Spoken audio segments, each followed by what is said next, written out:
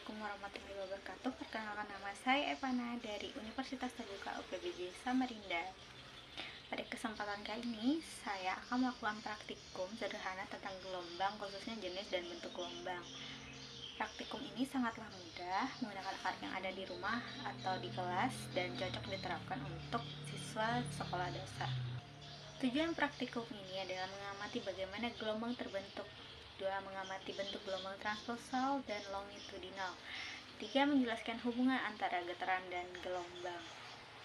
Sebelum kita mulai, kita perlu memahami dulu bahwa getaran adalah gerak bolak-balik yang terjadi secara teratur. Jika getaran ini merambat melalui suatu medium seperti air, tali, atau udara, maka terbentuklah gelombang. Jadi, gelombang itu sebenarnya adalah getaran yang merambat sambil membawa energi. Oke, pada praktikum pertama, saya akan melakukan gelombang air dari baskom. Alat dan bahan yang saya gunakan adalah satu baskom berisi air dan batu sebenarnya ya, tapi karena saya tidak punya batu, jadi saya ganti batu dengan buah jeruk nipis, apa yang ada di rumah ya. Baik, di sini ada wadah yang berisi air. Kemudian kita jatuhkan buah jeruk ini ke dalam wadah, dan kita akan perhatikan bentuk gelombang yang muncul.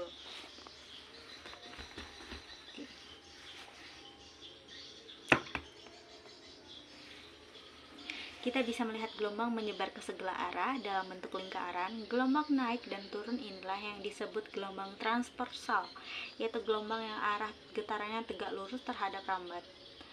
Airnya tidak pindah tempat, tetapi energi gelombangnya merambat keluar. Baik, percobaan berikutnya. Untuk percobaan berikutnya adalah kita akan melakukan gelombang dari pensil, yaitu gelombang longitudinal. Alat dan bahan yang saya gunakan adalah untuk percobaan kedua ini cuma membutuhkan pensil. Sini saya menggunakan pensil pewarna. Baik, langkah-langkah pertama, kita akan menyusun pensil ini secara berurutan. Kita ambil ini aja sedikit. Ini pensilnya ya. Sini.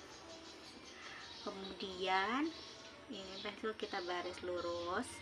Kemudian kita akan dorong salah satu dari ujung pensil ini secara perlahan.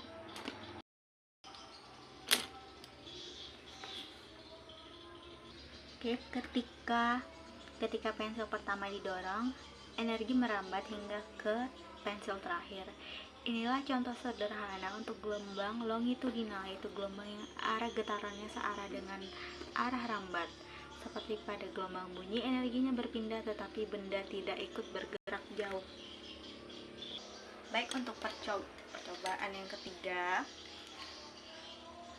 kita tidak membutuhkan alat apapun, cuma cukup gerakan tangan kita naik turun secara berulang. Ini disebut getaran.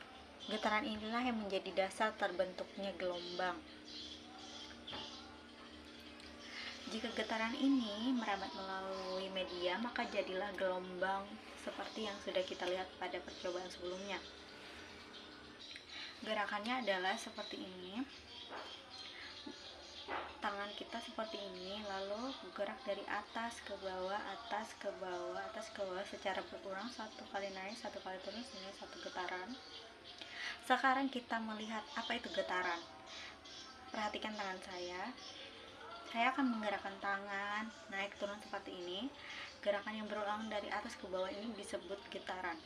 Getaran inilah yang merambat pada medium seperti air, tali, atau udara, lalu berubah menjadi gelombang. Mengapa saya gunakan tangan? Karena sangat mudah untuk anak SD memahami bahwa getaran menjadi gelombang. Sumber gelombang sesuatu yang bergerak bolak-balik. Dengan tangan, guru bisa menjelaskan dengan mudah kepada siswa bahwa gelombang itu adalah getaran adalah gelombang yang bergerak bolak-balik.